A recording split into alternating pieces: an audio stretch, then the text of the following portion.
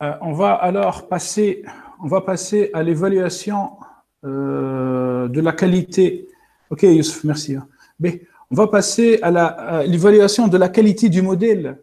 La qualité du modèle. On dit aussi précision. Sauf que moi, j'aime pas parler de précision, car précision est confondue avec precision. Et precision, en anglais, en fait, c'est une métrique qui se trouve à l'intérieur de la qualité du modèle. Bon, qu'est-ce que ça veut dire évaluer la qualité du modèle? C'est-à-dire évaluer est-ce que le modèle peut généraliser, c'est-à-dire peut réaliser des prédictions correctes sur des nouvelles données ou pas. Donc, nous avons la classification, la régression, la segmentation. L'évaluation en segmentation est très compliquée. Il n'y a pas de cadre mathématique. Jusqu'à maintenant, 2020, là, on est en mai 2020, il n'y a pas de cadre mathématique qui permet de dire cette méthode permet de réaliser la meilleure segmentation possible. Bon, on va parler de la régression, de la classification. Et on va commencer par la régression. Regardez-moi ça. Bon, je vais zoomer un peu. Question. Comment on fait pour réaliser une régression? Ou bien comment nous avons fait depuis le mois de janvier? Toi, tu disposes d'une colonne variable cible, YI, Y1, Y2, Y3, variable cible, le prix. Et tu disposes en fait d'une autre colonne qui contient par exemple X, qui contient par exemple âge. Allez, on va étudier le prix en fonction de l'âge. Donc, imaginons, tu supposes un modèle linéaire. Tu vas me dire que YI modèle, d'accord? C'est quoi? C'est A fois XI plus B. Nous avons fait ça bien évidemment, en régression linéaire. Donc, on s'intéresse à quoi en réalité? Pourquoi on fait ça? Allez, bon, j'exécute. Bon, déjà, j'arrive pas à comprendre pourquoi il me fait ça.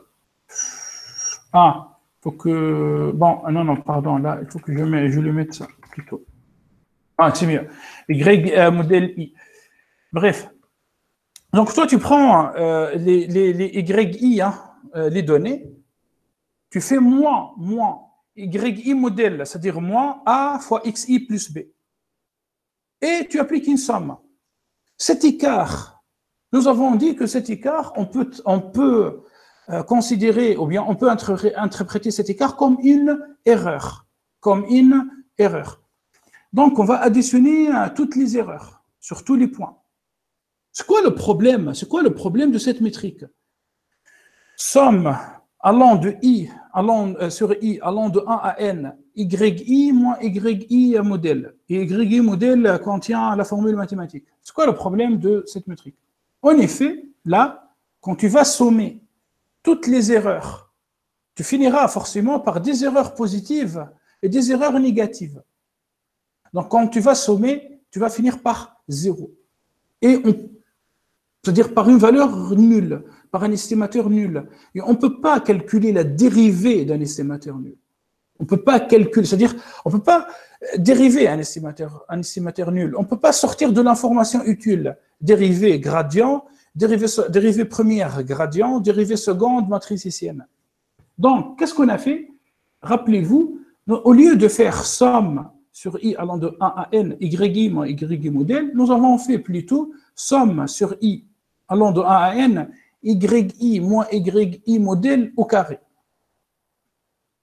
Et ça nous a donné, rappelez-vous de ça, ce qu'on appelle la technique des moindres carrés. Le résultat, nous avons obtenu beaucoup de résultats avec la méthode des moindres carrés. On peut en fait trouver une autre métrique. Tu peux prendre cet estimateur et tu peux diviser par N. Ça permet de diminuer un peu les valeurs de l'estimateur.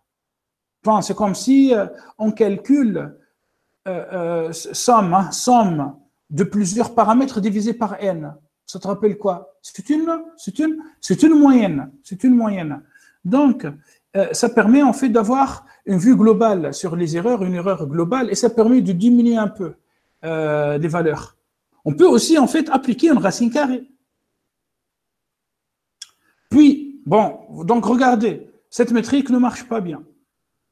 Nous avons utilisé cette métrique. On peut améliorer cette métrique, on peut passer à cette métrique. On peut aussi travailler avec cette métrique. Sinon, en fait, là, tu vas me dire, mais pourquoi je mets au carré? Pourquoi je lève au carré? Je peux utiliser une valeur absolue. Eh bien, une valeur absolue, en fait, quand tu utilises somme sur i allant de 1 à n, des valeurs absolues, des différences, y modèle, c'est une autre métrique. Et quand tu prends cette somme et tu divises par n, c'est une autre métrique. Donc, apparemment, tu comprends qu'il existe plusieurs métriques permettant d'évaluer un modèle de régression. Maintenant, la vraie question, c'est quoi la vraie question? Quand toi, tu trouves, comment je te dis, toi, tu peux utiliser cette métrique, tu peux utiliser cette métrique, tu peux utiliser cette métrique, tu peux utiliser cette métrique, ou bien cette métrique, ou bien une autre métrique que je vais te montrer, ou bien une autre métrique que je vais te montrer avec une fonction logarithme. Tu vas me dire, dans quel cas je peux utiliser telle ou telle métrique? C'est ça la vraie question. Allez, on va voir ça ensemble. Donc, évaluation de la qualité du modèle dans le cas d'une régression. Bon, quand même, je vous envoie les codes ici. Écoutez, s'il vous plaît, vous pouvez en fait allumer vos Jupyter Lab, mettez-vous sur Markdown, et écrivez ça. Hein. C'est du LaTeX. C'est bénéfique quand même d'apprendre LaTeX au cas où, si vous allez peut-être intégrer une banque ou une banque d'investissement, en finance, il y a beaucoup de formules mathématiques. Donc, il est toujours bien de travailler avec LaTeX. Bref, c'est du Markdown. Hein. Allez, je continue donc le cours. Donc, comment évaluer la qualité d'un modèle dans le cas d'une régression? Plein de métriques, plusieurs métriques. Donc, RMSE, qu'est-ce que ça veut dire RMSE? C'est pour Root Mean Square Error, racine carrée de la valeur moyenne des erreurs au carré. Enfin, c'est une métrique très classique, mais attention, cette métrique, en fait, elle n'est pas ou bien cette quantité RMSE, elle n'est pas très interprétable. On va trouver des difficultés pour interpréter RMSE, et cette métrique ne permet pas de ajuster, encore une autre fois, cette métrique va trouver des difficultés avec des données présentant des grandes erreurs. Rappelle-toi de la régression linéaire. Nous avons appliqué une régression linéaire suite à plusieurs hypothèses. C'était quoi la première hypothèse de la régression linéaire en janvier? C'était le fait que les erreurs sur les points soient gaussiennes. C'est-à-dire les erreurs suivent une distribution normale. Centrée en zéro, enfin l'espérance des erreurs était zéro, mais l'écart type c'était sigma, l'erreur. Bon, ça, avec des erreurs gaussiennes, tu peux utiliser cette métrique, RMSE. Tu peux même utiliser MSE, Square Error. Non, pardon, SE, Square Error. Tu peux utiliser Mean Square Error, MSE. Et tu peux utiliser RMSE, Root Mean Square Error, quand les erreurs sont gaussiennes. La semaine passée, nous avons attaqué une régression non linéaire. Rappelle-toi, nous avons ajouté sur quelques points beaucoup d'erreurs. Rappelle-toi la semaine passée, nous avons pris quelques points, 5 points, et nous avons multiplié l'erreur par 35. Donc, nous avons fini par des points aberrants. par des points aberrants, c'est-à-dire par des points qui sortent complètement de la distribution. Donc, les 5 points de la semaine passée, les erreurs associées à ces 5 points ne suivent pas des distributions gaussiennes. Alors, ces métriques SE, MSE et RMSE ne sont plus valables. À cet égard, il faut absolument utiliser en fait la métrique avec une valeur absolue. C'est-à-dire, soit tu fais la somme des valeurs absolues, AE, absolute error, ou bien tu fais la somme des valeurs absolues, tu divises par N, mean absolute error, MAE. Bon, cette métrique possède en fait des avantages, hein. Penalizes less on higher mistakes. C'est une métrique interprétable, mais question, est-ce que tu peux dériver cette fonction? Une fonction qui contient une valeur absolue. Ah, c'est compliqué. On sait bien que la valeur absolue, c'est une fonction gentille, contenue en 0, mais elle n'est pas dérivable. Eh bien, là, tu vas pas trouver de difficultés avec RMSE. Tu vas pas trouver de difficultés. Tu peux dériver facilement, tu peux dériver une fois, tu peux dériver 2 fois. Gradient et matriciel pour extraire de l'information utile. Par contre, avec en fait la valeur absolue, tu vas trouver des difficultés. Bon, il existe en fait une autre métrique, MAS. Cette métrique est utilisée quand les données sont symétriques. C'est-à-dire quand toi tu travailles avec des données symétriques centrées, par exemple en 0, tu peux utiliser cette métrique. Cette métrique aussi fonctionne même avec des échelles, avec une grande dynamique, même si les données varient, c'est-à-dire sur une large, sur un grand intervalle. Mais le fait d'avoir des valeurs absolues dans la métrique rend toute différenciation, c'est-à-dire calcul de dérivés, vraiment compliqué. Je passe. Il existe en fait une autre métrique utilisée pour évaluer les résultats d'une régression, c'est le root mean squared log error. Bon, avec cette formule, on utilise plutôt une fonction log. Bon, je te donne un exemple. Dans quel cas on utilise cette métrique? Imagine. Toi, la vraie valeur, c'était 4. C'est-à-dire, dans tes données, tu as 4. L'algorithme de régression, il a prédit 104. C'est quoi l'erreur? 100. 104 moins 4, c'est 100. L'erreur, c'est 100.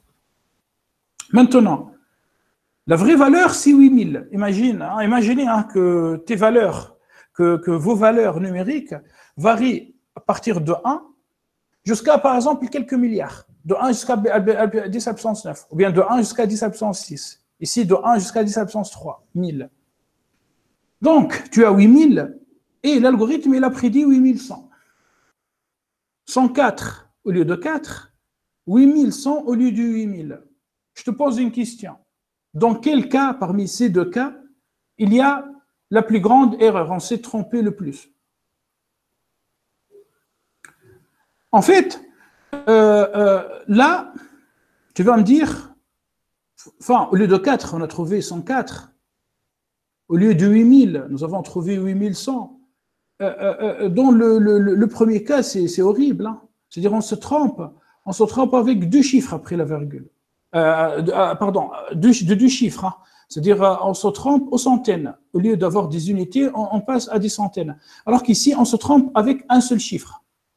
C'est clair? Donc, l'erreur sur le premier cas, c'est 1,75.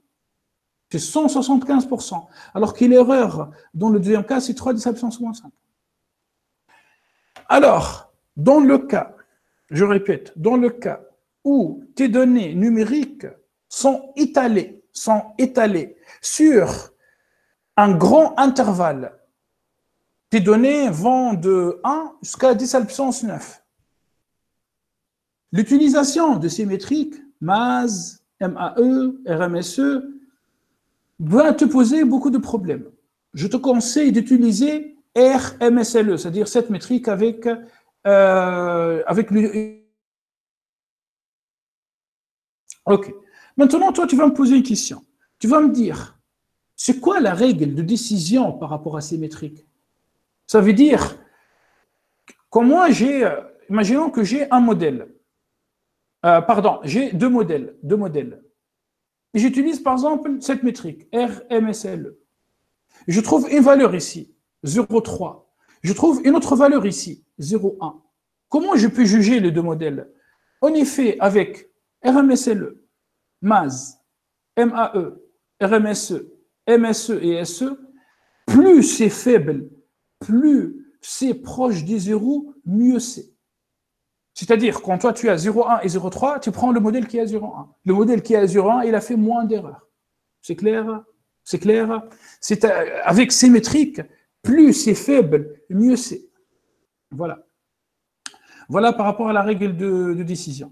Maintenant, tu vas me dire, purée, les formules sont assez compliquées.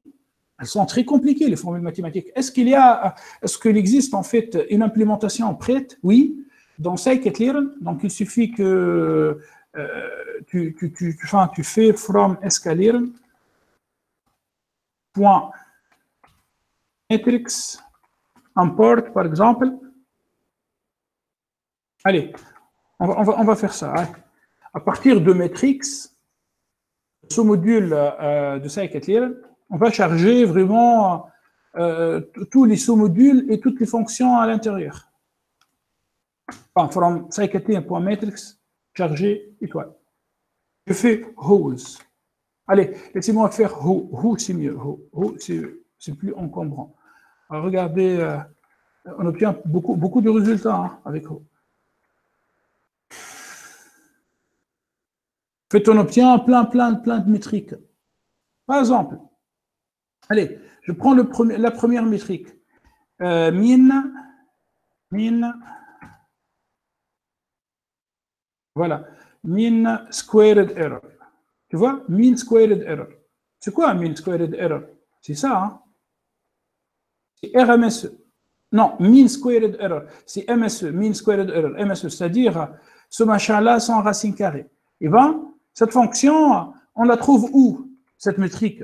On la trouve dans scikit-learn. Donc, toi, tu fais from scikit-learn.matrix import mean squared error. Voilà, mean squared error. Et tu peux après utiliser mean squared error, c'est-à-dire tu lui donnes y pred, tu vois, y true et y pred. Et la fonction va te calculer l'erreur. C'est clair? Maintenant, je répète cette commande. On trouve aussi mean squared log error. Mean squared log error. C'est-à-dire ce machin-là, c'est-à-dire cette métrique sans racine carrée. Cette métrique, c'est-à-dire sans R, sans racine carrée. Après, toi, comment tu fais pour réaliser une racine carrée? Enfin, c'est simple. Tu fais MP SQRT. C'est-à-dire, à partir de la bibliothèque NumPy, tu vas appeler la fonction SQRT. Et bien, tu peux calculer la racine carrée de ta métrique. C'est clair? Bon, j'ai essayé quand même dans le cours, de récapituler ces métriques. Donc, mean absolute error, c'est la somme des valeurs absolues divisées par n. Maintenant, si on veut la racine carrée, il suffit de faire SQRT, hein, square root. Maintenant, pour mean squared error, c'est bon, j'ai expliqué. Pour RMSE, tu fais np.sqrt, racine carrée. Maintenant, pour mean squared log error, c'est bon, là, je t'ai expliqué, hein, tu charges cette fonction. Pour sa racine carrée, tu fais np.sqrt. C'est clair? Bon, ce code est assez compliqué. Hein. C'est un code qui contient des classes et des choses un peu compliquées pour toi. Enfin, toi, après, tu peux supprimer self ou bien tu peux tout simplement hein, charger les métriques par métrique. Hein. Il y a plein de métriques. Mais là, ce sont toutes les métriques hein, utilisées en régression, segmentation et en classification. distance de Jacquard. Il y a plein de métriques. Là. Si tu arrives à maîtriser ces métriques, tu vas trouver forcément un job. Allez, je passe. Bien évidemment, en régression, il n'existe pas que ces métriques pour réaliser une bonne évaluation d'un modèle de régression. On doit utiliser le coefficient de détermination, R au carré. Le R au carré. Juste une minute, je cherche le R au carré ici. Voilà, le R au carré, tu vois? Le R au carré, il est là. Enfin, c'est simple, alors. Je fais from scikit-learn matrix, puis je vais import R square score. Voilà. Tu appelles cette fonction qui va te calculer le R au carré. Bon, si tu veux regarder comment on l'utilise, c'est simple, hein, tu mets Y true, Y pred, Y true, Y pred, et ça te permet de calculer le R au carré. Je passe. Donc, regardez-moi cette courbe bleue. Et là, s'il vous plaît, concentrez-vous. Hein. Depuis le confinement, enfin, Asma, il a parlé du confinement. Depuis le confinement, il y a des gens qui ont commencé à analyser les données, malheureusement des décès. Ils sont en train de spéculer. Ils étaient en train de spéculer sur le nombre de décès. C'est dingue. Hein. Eh bien, c'est vrai. Ils prennent 30 jours d'observation, hein, c'est-à-dire comme une série statique. Ce n'est pas une série statique, mais une série temporelle, pardon. Enfin, des points. Ils mettent ici le nombre des décès et ils essaient d'ajuster ces points. Bon, mis à part qu'avec 30 jours, avec 20 jours, avec 10 jours, il y a peu de données. Certains, en fait, ils ont passé une exponentielle, la fameuse exponentielle. Ils ont prédit des milliers de morts en Tunisie, pardon. C'est faux, bien évidemment, c'est faux. C'est faux, c'est complètement faux. Bon, il y a des gens qui sont un peu évolués. Qu'est-ce qu'ils ont fait? Ils ont, une fois ils ont fini avec leur modèle de régression, ils ont appliqué le R au carré. Eh bien, regardez le piège du R au carré. Attention, hein, vous ne faites pas ça. Vous ne faites pas ça. Je vais veiller sur ça dans l'examen. Regardez le R au carré. Je prends le R au carré, le coefficient de détermination, et j'essaie de l'étudier, de le tracer, de tracer ses valeurs en fonction de la complexité du modèle. En fonction de la complexité du modèle. C'est-à-dire quoi, complexité du modèle? Par exemple, j'ai un nuage de points, je passe une droite, Y est égal à A, une droite horizontale. Il y a combien de paramètres dans ce modèle? Un seul. A, Y égale à A. Maintenant, je vais compliquer mon modèle. Je vais passer plutôt une droite, Y est égal à AX plus B. Il y a combien de paramètres dans ce modèle AX plus B? 2, A et B. Donc, on voit que le nombre de variables, le nombre de paramètres dans le modèle augmente. Le nombre de paramètres augmente.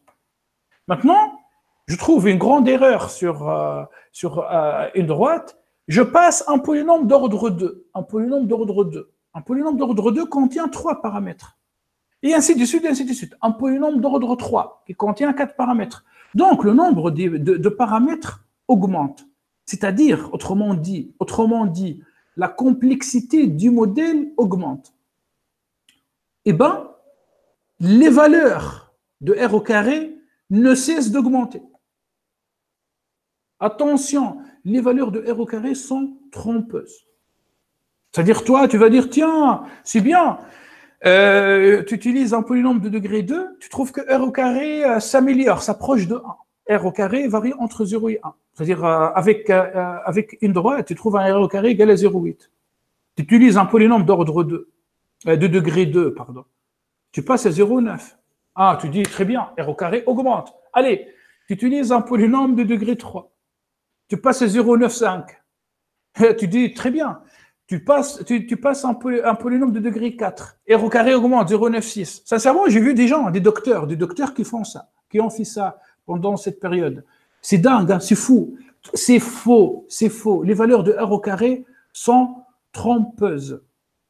R au carré permet de comprendre, de dire, tiens, est-ce que le modèle est un bon modèle, mais il faut se méfier des valeurs de R au carré.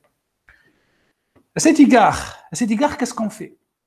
En fait, je vous conseille d'étudier les valeurs du R au carré ajusté. En fait, le R au carré ajusté contient le nombre de paramètres du modèle. Donc, quand le modèle contient peu de paramètres, donc les valeurs de R au carré commencent à augmenter. Elles sont faibles, mais commencent à augmenter. Puis à un moment donné, quand le modèle contient beaucoup de paramètres, les valeurs de R au carré diminuent. Donc, toi, qu'est-ce que tu fais? Tu choisis ici le maximum de R au carré, comme ici. 0,69, puis 0,77,8, 0,77,3. Tiens, on va choisir deux paramètres. Ici, variable, c'est-à-dire paramètre du modèle. Attention, ce n'est pas variable colonne, non, c'est paramètre du modèle. C'est clair? C'est hyper important. Hein? Il faut être vraiment beton armé sur ces notions. Les valeurs de R au carré sont trompeuses. On utilise le R au carré ajusté. Et avant de conclure sur l'évaluation en régression, je vous rappelle qu'il faut appliquer des tests d'hypothèses statistiques. Ah, ça c'est obligatoire, spécialement quand c'est possible. C'est-à-dire en régression linéaire et en régression multilinéaire et en régression polynomiale. Une régression polynomiale via une transformation mathématique peut revenir à une régression multilinéaire, donc linéaire. Et en régression logistique aussi. Mais bon, ça c'est par rapport à la classification. Il faut faire des tests d'hypothèses statistiques. On n'a pas de problème avec les statisticiens. Il faut suivre les statisticiens. Tu appliques des tests d'hypothèses statistiques. Donc, pour récapituler, afin d'évaluer un modèle de régression, il existe des métriques, plein de métriques, hein, plein de métriques. Pour ces métriques, plus c'est faible, plus c'est proche de zéro, mieux c'est. Plus c'est proche de zéro, mieux c'est. Maintenant, pour le R au carré, plus c'est proche de 1, mieux c'est. Attention, R au carré est trompeur, donc il faut étudier le R au carré ajusté. Et on vérifie absolument avec des tests d'hypothèses statistiques. Voilà, est-ce que c'est clair? Là, c'est bon, on a fini avec, de toute manière, c'est la dernière séance. Voilà, après, enfin, il y aura des séances de consolidation, hein. On va corriger des exercices. Mais est-ce que c'est clair par rapport à la régression? Alors, il faut connaître ça. Écoutez, les gars, et les filles aussi, si vous ne connaissez pas ça, changez de métier. Vous ne pouvez pas analyser des données. Vous pouvez faire autre chose. Développer des sites web, faire du marketing. Je ne sais pas, moi, étudier un portefeuille à deux actions sur une feuille, sur un papier, mais analyser des données, ce n'est pas pour vous. Il faut apprendre ça par cœur. OK. Nickel. OK, allez, je passe. Maintenant, en fait, on va passer à la classification.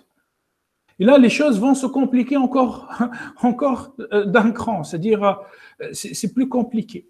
Bon, je veux passer rapidement sur la fonction loss, the loss function, c'est-à-dire la métrique à minimiser afin de réaliser une classification. On appelle ça categorical cross entropy. Bon, entropie. Quand est-ce que toi, tu as entendu parler de l'entropie? Bon, dans le chapitre arbre de décision, nous avons travaillé avec l'entropie de Shannon. PYI log PI plus 1 moins YI log de 1 moins PI. Attention, là, il y a une erreur, hein, il y a une parenthèse qui manque. Voilà, donc un algorithme essaye en fait de maximiser cette fonction, de maximiser l'entropie, car ici il y a un signe moins. Si j'élimine le signe moins, donc l'algorithme essaie de minimiser cette quantité. Je passe. Maintenant, comment on évalue la qualité d'un modèle dans le cas d'une classification? Boum, il faut absolument regarder la matrice de confusion. Oui, la matrice de confusion. En fait, confusion de qui?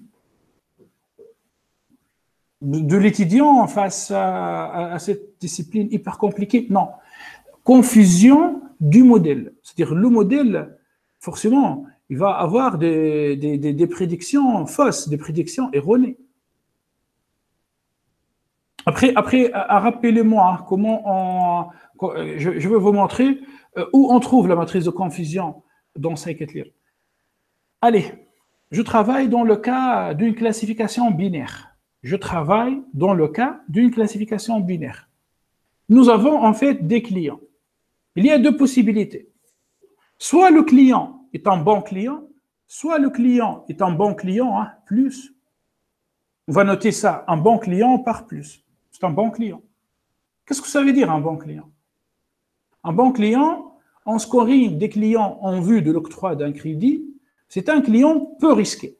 Un bon client, c'est un client peu risqué, qui peut rembourser ses dettes et générer de l'argent à la banque, des bénéfices à la banque.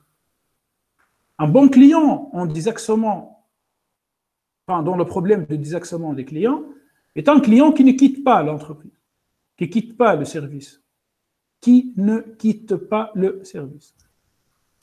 Donc, j'affecte plus à ce client. Puis, un mauvais client est un client risqué. Là, j'ai oublié un T. Hein. Un client risqué. C'est-à-dire c'est un client qui risque de ne pas rembourser ses crédits. On passe au recouvrement. On va appeler en fait un huissier de justice. On va appeler le client, on va perdre de l'argent. On va envoyer quelqu'un, on va perdre de l'argent. On va envoyer des lettres, on va perdre de l'argent. On va envoyer un huissier de justice, on va perdre de l'argent. On passe au contentieux, on va appeler un avocat, on va perdre de l'argent. Tu vois, un client risqué par rapport à une banque pose beaucoup de problèmes. Mets ça dans ta tête. Hein. Puis, un mauvais client dans une entreprise, c'est un client qui quitte le service, qui quitte l'entreprise, qui n'est plus fidèle. Donc, plus et moins. Donc, ça, c'est la réalité. Le client, réellement, soit il est un bon client ou bien il est un mauvais client, plus ou moins. Plus ou moins. Toi, tu appliques ton algorithme de classification. L'algorithme de classification va te donner une prédiction. Donc, il va classifier le client comme bon client ou bien mauvais client. Donc, ici, on obtient plus ou moins. Attention, ici, ce plus et ce moins, c'est par rapport aux valeurs réelles, aux observations réelles. Ce plus et ce moins, ce sont des valeurs prédites, des prédictions. Voilà. Allez, je commence. La matrice de confusion permet d'avoir les prédictions correctes. Où on trouve les prédictions correctes? Ben, sur la diagonale. Le client est un bon client. L'algorithme prédit que le client est un bon client. Donc, ce sont des vrais positifs. Vrais, puisque l'algorithme, il a prédit correctement. Vrai. Positive, car ici, on va dire que c'est un bon client, plus. VP, c'est pas very important person. VP, vrai positif. On dit aussi TP, true positive. TP, true positive. VP, vrai positif. Maintenant, il existe en fait un autre cas qui est bien pour nous. Hein. Le client est un mauvais client, moi. L'algorithme prédit que le client est un mauvais client. On parle ici des vrais négatifs. VN. True negative, TN. VN en français, TN en anglais. D. L'algorithme ici ne se trompe pas. T, vrai. Ou true, quoi. Et N, car le client, c'est un mauvais client, donc je mets le signe moins. Maintenant, où se trouve le problème? Le problème ne se trouve pas sur les éléments diagonaux AID de la matrice de confusion.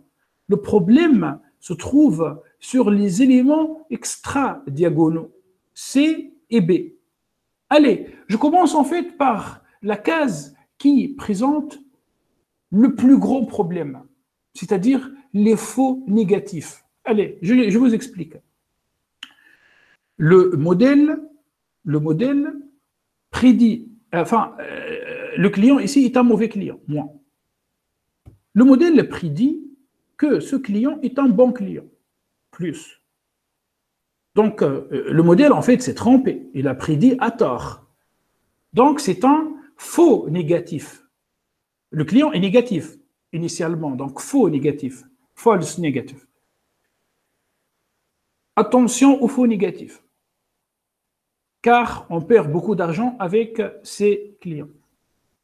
La deuxième case qui pose des problèmes, ce sont les faux positifs. C'est-à-dire, le client est un bon client, l'algorithme prédit qu'il s'agit d'un mauvais client.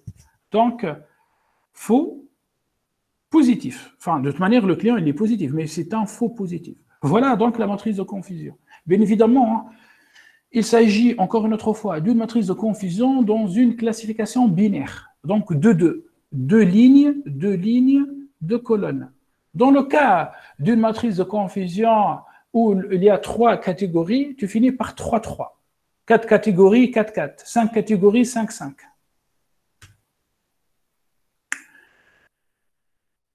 Tout le calcul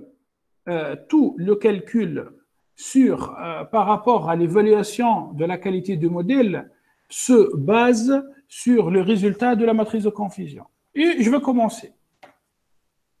Première métrique, la justesse. On dit en français justesse. En anglais, on dit accuracy. Accuracy. En fait, l'accuracy, c'est le score par défaut en classification. Ce score, ou bien cette métrique, varie entre 0 et 1. J'ai pris ici l'exemple de 10 000 clients. 10 000 clients. Et regardez cette matrice de confusion. VP, 9700. FP, 150. FN, 50. VN, 100. Enfin, ce qui fait un total de 10 000 clients. Allez, on va calculer la justesse ou bien l'accuracy de cette classification. On va additionner les éléments diagonaux, 9700 plus 100. Apprenez ça par cœur, s'il vous plaît. Les éléments diagonaux, 9700 plus 100, on obtient 9800, je divise par 10 000, j'obtiens un score de, un accuracy, une justesse de 98%. Et voilà la formule, c'est VP plus VN divisé par le total. Bon, ici, j'explique VP, VN, FP, FN. Bon, pour les gens qui veulent étudier ça en anglais, c'est simple. TP, TN, FP, TN. Enfin, true positive, true negative, false positive, false negative. C'est comme un arbre de probabilité à 2 choix à chaque fois. Maintenant, la question. Comment on évalue un modèle avec la justesse? En fait, ça varie entre 0 et 1. Plus c'est proche de 1, mieux c'est. Plus c'est proche de 1, mieux c'est. C'est-à-dire là, quand tu lis 0,98, tu vas me dire, waouh, c'est le meilleur modèle au monde. OK? Sauf que, regardez dans le slide 37. Je te montre en fait ici 2 matrices de confusion, de 2 classifieurs. J'ai reproduit la matrice de confusion du slide 36 dans le slide 37. Enfin, vous allez trouver la même matrice. Après, j'ai fait un truc un peu bizarre. Regardez ce que j'ai fait. J'ai pris le 150 ici, les FP, les faux positifs. Et j'ai additionné les faux positifs aux vrais positifs. Donc, au lieu de 9700, j'ai fini par 9850. Enfin, c'est pas que... Moi, je vous montre là un exemple, mais imaginez que l'algorithme, il vous donne ça. C'est-à-dire, il vous donne 0, 0, ici. Par contre, il vous donne 150 faux négatifs. Allez, on va calculer l'accuracy, la justesse. 9700 plus 100 divisé par 10 000, 98%. Je calcule la justesse sur le classifieur numéro 2. 9850 sur 10 000, j'obtiens 98,5%. Je te pose une question. C'est quoi le meilleur classifieur ici? Est-ce que c'est le classifieur numéro 1 ou bien c'est le classifieur numéro 2? Toi, tu vas réfléchir. Oui, Asma. Asma, en fait, Oui, tu as le droit de dire ça. Tu as le droit de dire ça. Pourquoi? Car tu es en train de suivre le cours et jusqu'à maintenant, je viens de te dire que la justesse, et c'est bien de dire ça, d'après la justesse, qui varie entre 0 et 1, c'est le classifieur numéro 2 qui marche le mieux.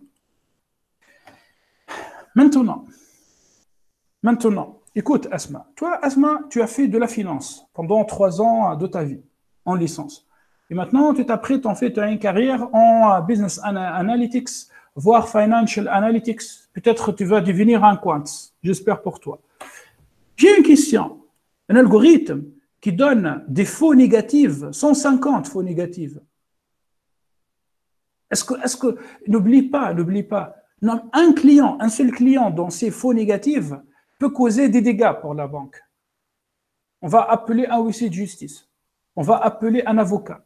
On va perdre de l'argent. Car tu vas passer en fait à un autre process dans une banque, ce qu'on appelle le recouvrement.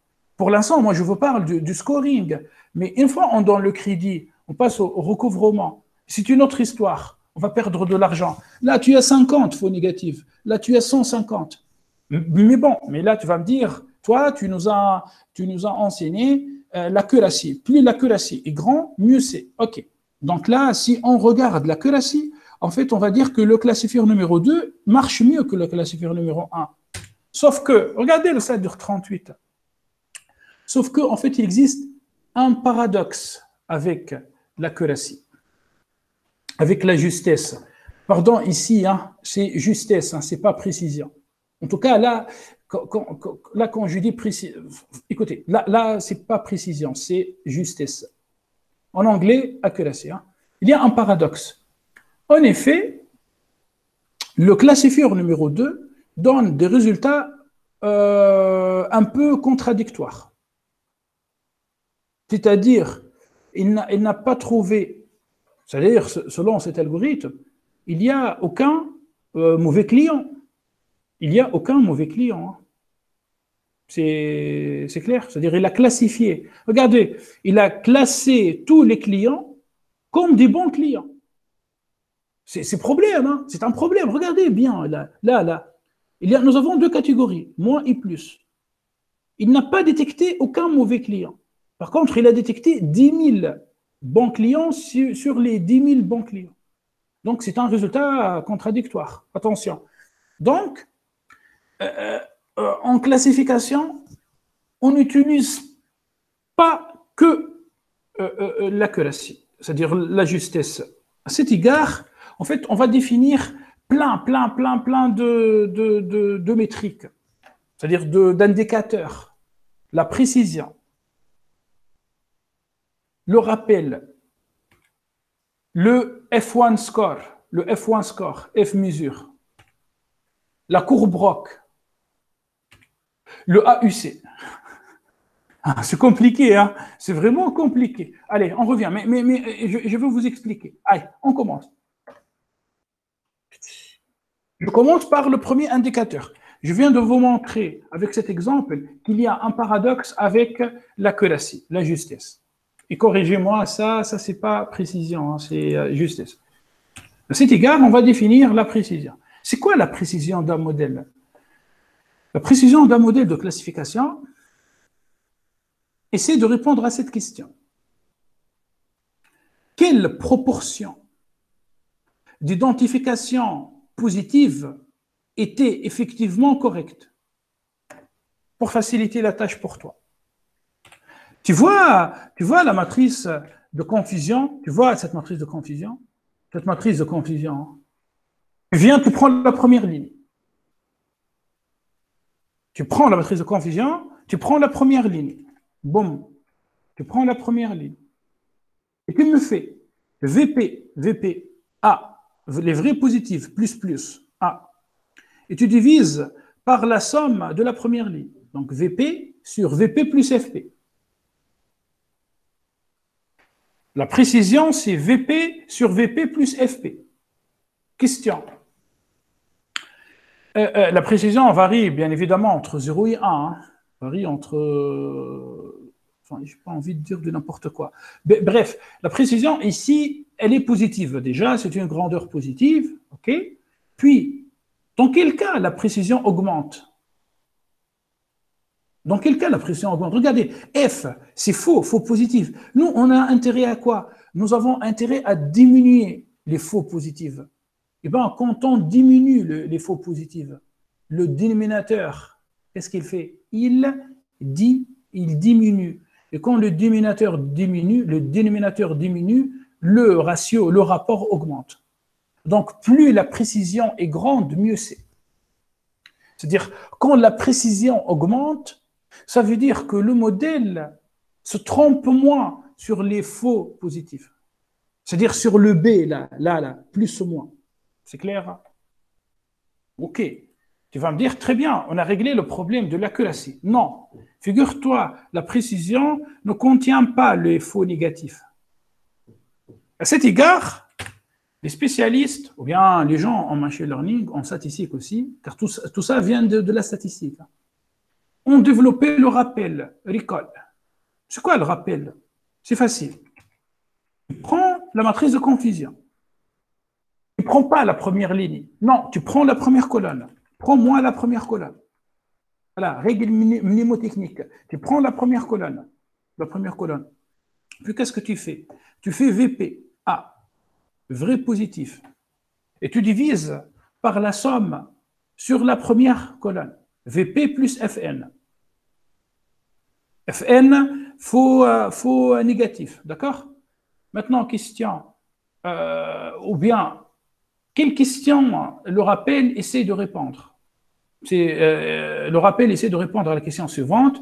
Quelle proportion de résultats positifs réels a été identifiée correctement? Donc, plus le rappel augmente, ça veut dire que le FN diminue. Donc, comment je te donne deux modèles? Un modèle qui dispose d'un rappel plus grand que l'autre, ça veut dire que ce modèle se trompe moins sur les faux négatifs. Donc, c'est un bon modèle, puisqu'il se trompe moins sur les faux négatifs. Attention, hein, ne regardez pas que la justesse. Dans le problème, ça c'est prouvé par les spécialistes, c'est-à-dire les gens de terrain qui travaillent dans les entreprises, dans le problème, par exemple, de désaxement des clients. Churn problem. L'accuracy, la justesse, ce n'est pas la bonne métrique. Le rappel est une bonne métrique. Bon, maintenant, toi, tu vas me demander, tu vas me dire, nous avons dissocié avec le rappel et avec la précision, nous avons séparé les deux erreurs, les FP, le B, et les FN, le C.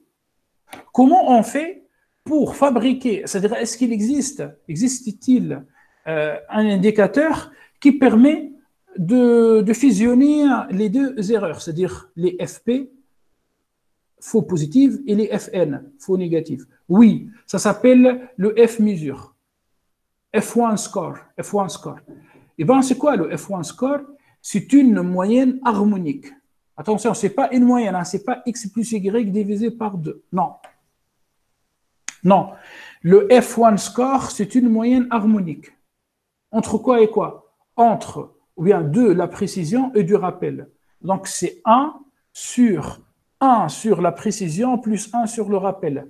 Et bref, si toi, tu veux apprendre la formule, voilà la formule. Donc, le F1 score permet de fusionner les deux erreurs, c'est-à-dire la première ligne et la première colonne. Pourquoi? Bon, là, pour F1 score, après, on peut définir le F bêta score. Bien évidemment, plus le F1 score est grand, mieux c'est.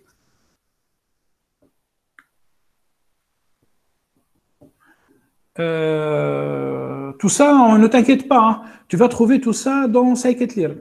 Tout ça, tu le trouves dans Scikit-learn. C'est-à-dire, tous ces scores sont déjà implémentés. Enfin, je regarde, est-ce qu'il y a des questions? Youssef, tu as dit le modèle numéro 1. En fait, tu as le droit de dire le modèle numéro 1 si toi, tu as une expertise métier, quoi. Enfin, c'est-à-dire si tu es expert métier. Mais si tu suis le déroulement du cours, enfin, tu peux dire, tiens, non, Bref. Bref, mais c'est bien, hein, c'est bien d'interagir avec moi. Ok, allez. Maintenant, il existe en fait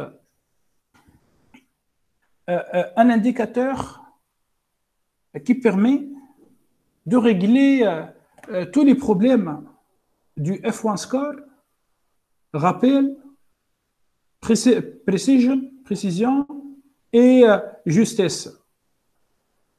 Cet indicateur s'appelle la courbe ROC, Receiver Operating Characteristic. D'accord? Qu'est-ce qu'on trouve dans la courbe ROC? Dans la courbe ROC, on trace, on représente le taux des vrais positifs, c'est-à-dire VP sur VP plus Fn. Je te rappelle quoi? VP sur VP plus Fn. Je te rappelle le rappel, le recall. C'est-à-dire là, dans la courbe ROC, on trouve le recall, le rappel sur l'axe des Y. Et sur l'axe des X, on représente le taux des faux positifs. Donc FP sur FP plus Fn, Vn. FP. On trouve les FP ici. Et les vrais négatifs, c'est le D. Donc, le TVP, c'est la première colonne de la matrice de confusion. Le TFP, c'est la deuxième colonne dans la matrice de confusion. Bref, TVP en fonction de TVN. Boum, je trace cette courbe. C'est quoi la base dans cette courbe? C'est quoi la base? C'est ça. La base, je te montre. Voilà, la base dans une courbe ROC, c'est la bissectrice. Hein. Ça, c'est 50%.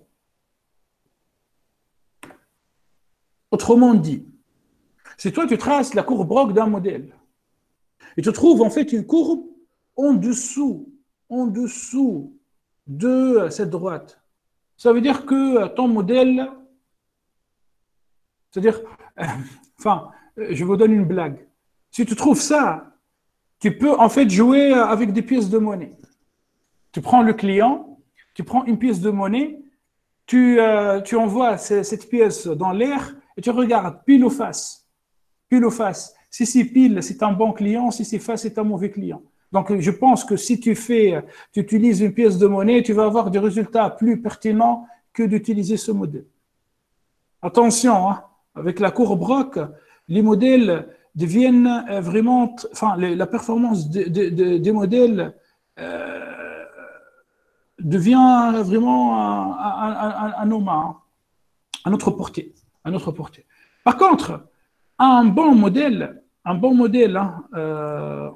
par rapport à la courbe ROC, c'est un modèle qui dispose de cette allure,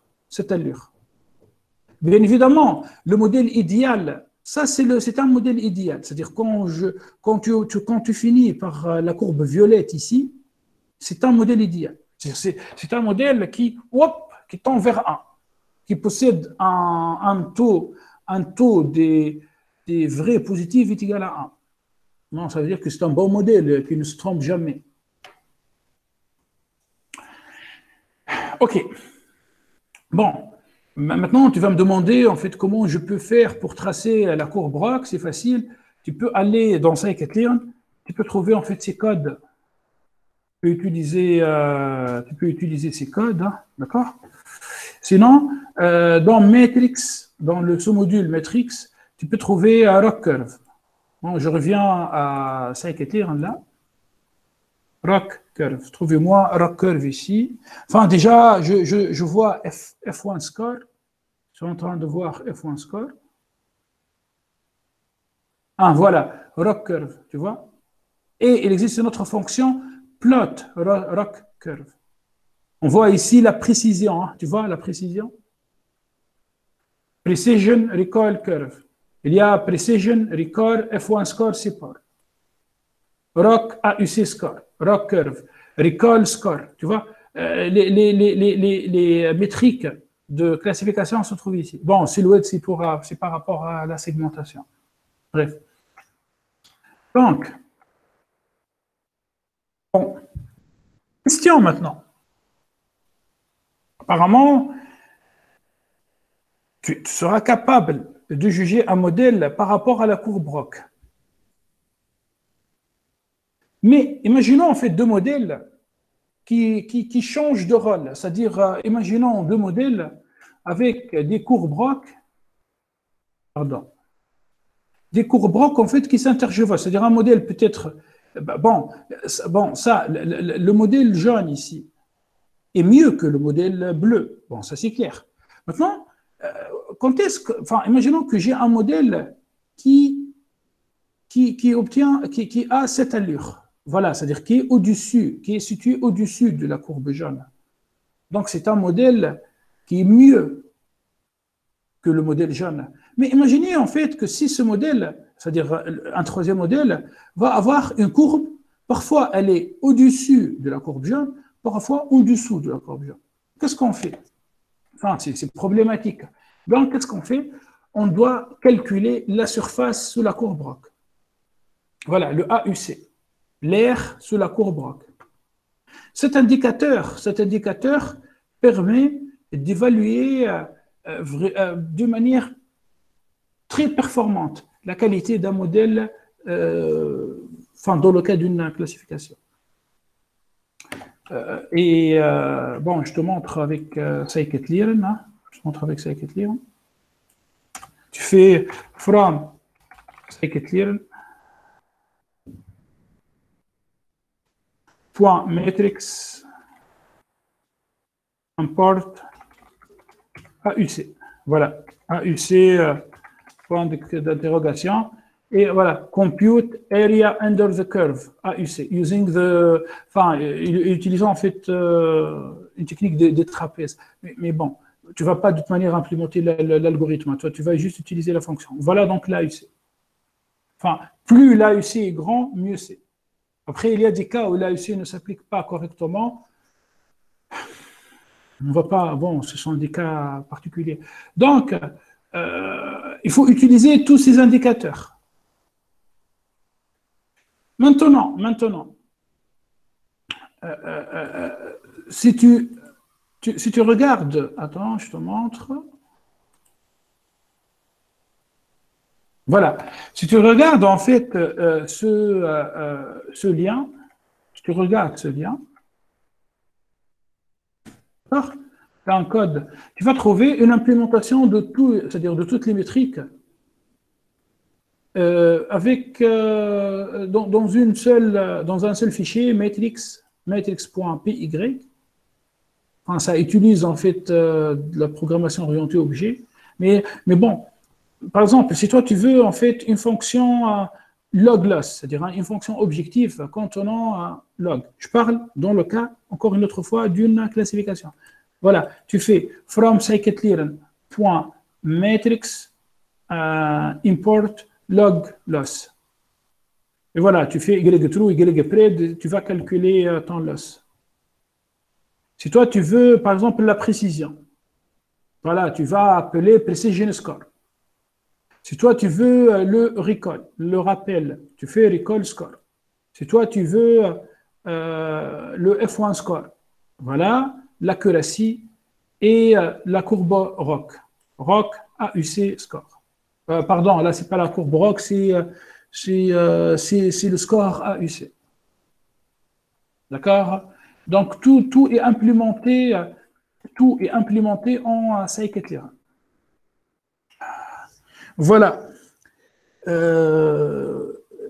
Bon, est-ce que j'ai oublié des choses? Si j'ai oublié des choses, enfin, moi, je n'aime pas quand même compliquer les choses d'un point de vue mathématique pour vous.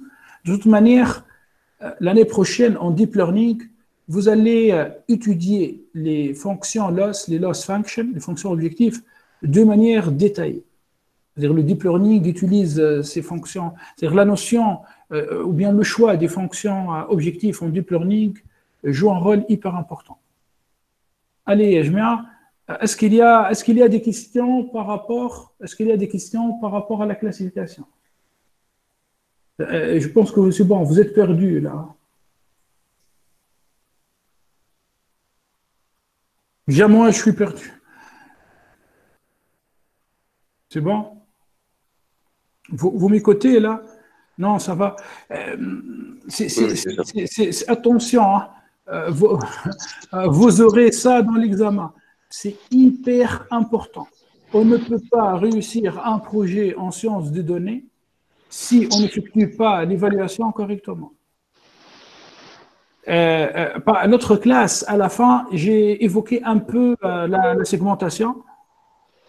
On a vu déjà un peu en série temporelle aussi. Oui, mais vous avez vu par rapport à la régression, là, par rapport à la régression, non pas par rapport à la classification. Là, vraiment, je vous donne the big picture, Asma. En fait, maintenant, je vais vous envoyer enfin, deux vidéos. Je l'ai partagé hier sur la chaîne YouTube de mon collègue Lotfi Nsib, contenant en fait ce qu'on appelle the learning curve, validation curve, et ainsi de suite. Et ces courbes, ces vidéos, pardon, enfin, durent 1 heure, vont vous permettre vraiment, c'est-à-dire de mener un projet data science, c'est-à-dire utiliser grid search et la validation croisée. Je vous enverrai ça par email. Et pour la segmentation, ben, peut-être je vais réaliser en fait une vidéo, car elle est quand même compliquée, la segmentation. De toute manière, il n'y a pas d'outils, enfin, de théorie mathématique, mais bon, on va travailler comme ça, quoi. C'est bon, j'arrête l'enregistrement.